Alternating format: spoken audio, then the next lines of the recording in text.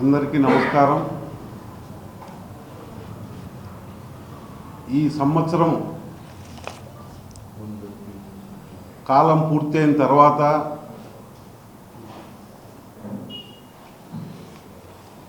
ఏమి జరుగుతూ ఉందని ప్రజలంతా చూస్తూ ఉన్నారు.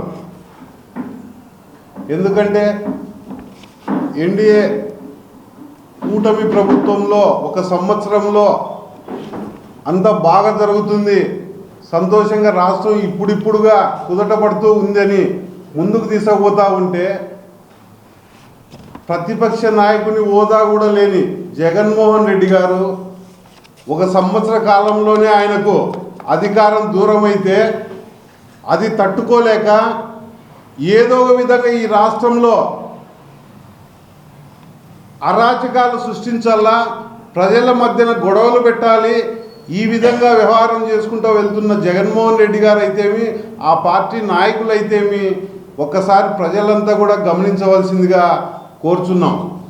ఎందుకంటే ఆ నాయకుడైతే వాళ్ళ రాష్ట్ర నాయకులైతే జగన్మోహన్ రెడ్డి గారికి పోలీస్ బందోబస్తు కూడా సరిగ్గా ఇవ్వలేదు అనే మాటలు మాట్లాడుతున్నారంటే ఎంత సిగ్గుచేటుగా ఉందో ఒక్కసారి చూడండి. అదే గతంలో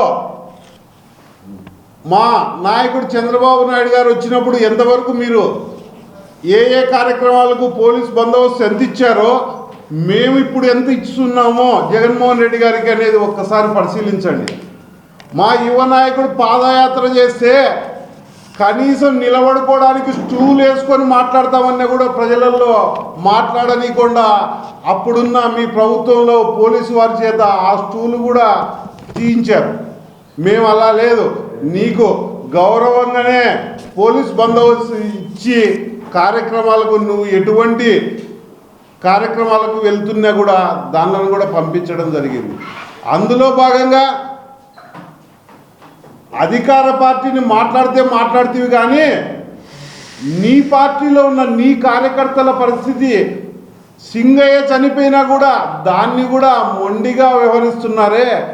ఒక్కసారి ఆ దళితుడు చనిపోయినాడు అనే బాధ పక్కన పెట్టేసి దాన్ని అడ్డదిడ్డంగా మాట్లాడుకుంటూ కాలం గడుపుకుంటూ ఏదో విధంగా తప్పుదారి పట్టించుకుంటూ రాష్ట్ర భవిష్యత్తును దెబ్బతీయాలనే విధంగానే చేస్తున్నారు.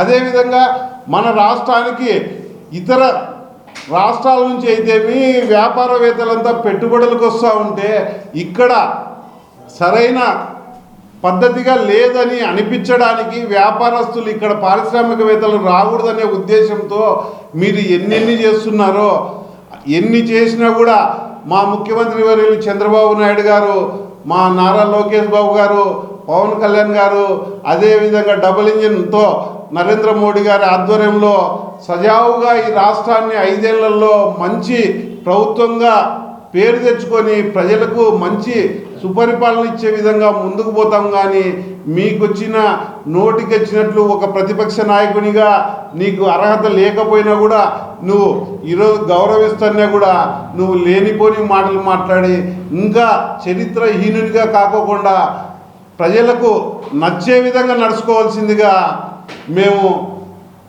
ఈ విషయాన్ని ప్రజలకు తెలియజేస్తున్నాము. నిన్ను నమ్మి 11 సీట్లు ఇచ్చారు, రాబోయే రోజుల్లో అవి కూడా లేకుండా చేసుకునే పరిస్థితికి వస్తూ ఉందని తెలియజేస్తున్నాం.